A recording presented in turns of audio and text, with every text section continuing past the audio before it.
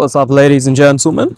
So this video I want to go through, as the title kind of says, coming back from like a break within your calisthenics training, and how you do that without trying to make up for lost time, without trying to make up for, like, as in the time that you spent off, whether this was an intentional break or whether it wasn't intentional, whether it was like a deload week, a regression week, I forgot the name, I think it's deload week, or whether it is that you just kind of fell off a little bit, right? And what really brought this video up was, as of recently, I've taken a deload week. I've taken a week off, still training, but just not as hard, not being able to push myself as much as I've wanted to. And it kind of reminded me back in the times, like 3 or so years ago, when I was kind of on that on and off period of training really, really hard, and then losing it, just not seeing the results, getting so frustrated with calisthenics. And then like 2 weeks later or so, I'd come back, I'd try again, like really grinding for it, and then fall off again, right?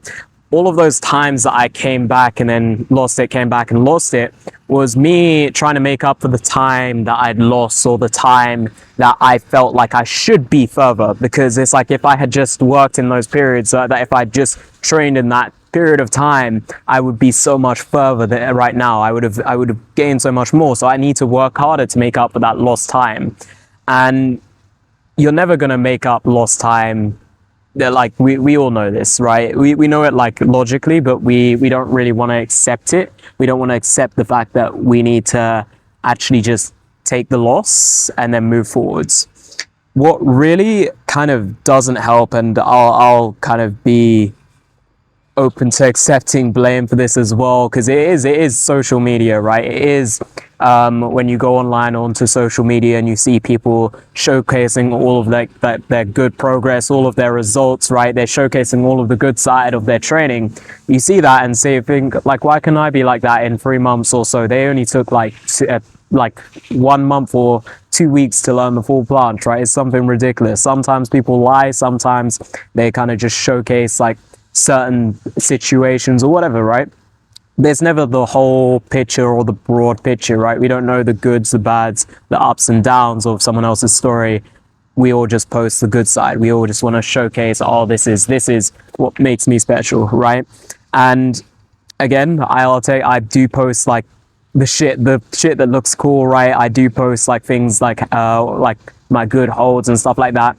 But what I'm also trying to do, because I do want to be real with you guys, is also post the bad shit. That's why in my train with me videos, it is the whole train with me. Even though it may be boring to some of you, you're going to see me fail, you're going to see me fall out, even if it looks ridiculous. I feel like that's super important, so you can actually see what an actual proper train with me session looks like. Anyways, we're talking about coming back from breaks, though, right? And I've made so many videos on just like starting small, starting slow, easing your way back into training. And this is so important, no matter like how long you've been training for, no matter how progressed you think you are. If you've taken a break, that means the habit is broken, right? You've lost the habit. You need to understand and accept that the habit is no longer fixed or in position. Maybe it's going to be easier to rebuild, of course, right? That still has an effect, but you need to rebuild it properly.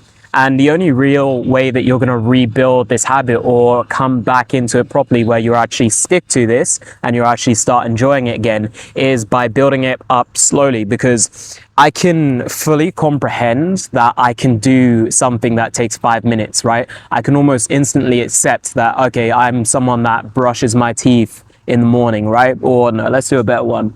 Let's say I wanted to pick up a habit of playing the guitar for 2 minutes in the morning, right? That's going to be within a week, right? That of just playing the guitar in the morning. I'm now someone that plays the guitar in the morning for 2 minutes, right? That's so easy to just make my new identity. But with calisthenics, working out, training, it's like an hour and a half or 3 hours for some of you, right? Of course, my training's a lot shorter. I train in kind of easier or daily periods, so it makes it easier to build that habit. But some of you are trying to do like 3-hour training sessions, 2 hours training sessions straight in, right? And just take full ownership of that as your new person. But you don't accept it. You know that this is really hard for you to do. You know there's friction. You have to force yourself to do this most of the time. And that's way too hard to work up to. The problem is not that it's impossible to do or impossible to put in place. The problem is that it's very hard to accept that we may just need to use this month, maybe not make so much progress, but use this month to build an iron habit that won't shake, so that I can build the enjoyment of the sport as well. And that way I can progress faster, way faster long term, right? So just about being able to put that month down, right?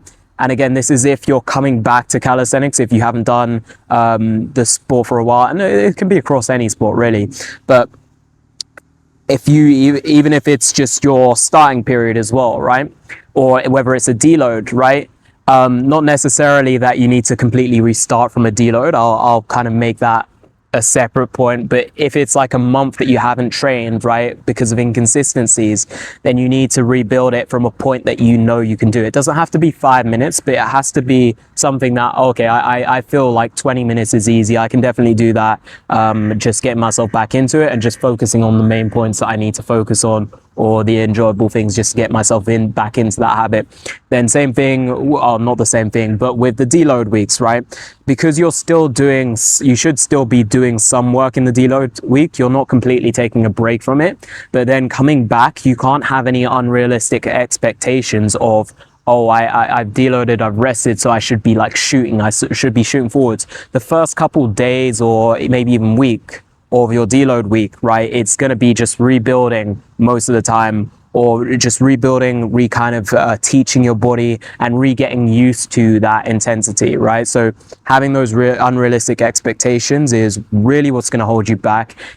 Seeing shit on social media, again, it's going to hold you back because it stops you from looking at like, what can I do now? And stops you having realistic expectations, which I feel is the main problem. This is something that I have with a lot of my students. When they go on holiday, they come back, they are, I guess they regress a little, right? And they don't want to see that regression. They don't want to see those issues that kind of may arise from that small break, but it's just kind of part of the process, right? It's like, okay, let's have the expectations that we should have coming back, so we know, okay, we may not be as efficient, but then we can rebuild. Oh, I'm getting sniped by leaves. We can rebuild from there, right?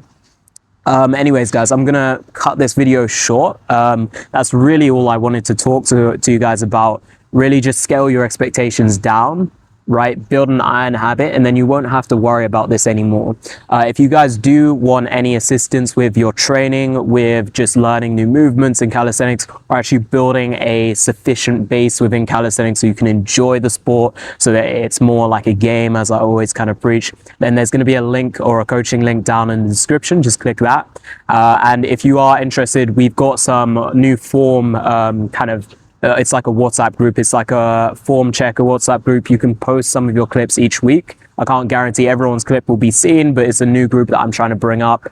So if you're interested in just having some kind of tips on your form or any of like your skills, then click the link in the description. There should be I said WhatsApp, it's a Facebook group, but you can just join the group from there. Anyways, guys, thank you for watching the video, and I'll see you in the next one. Oh shit. Subscribe.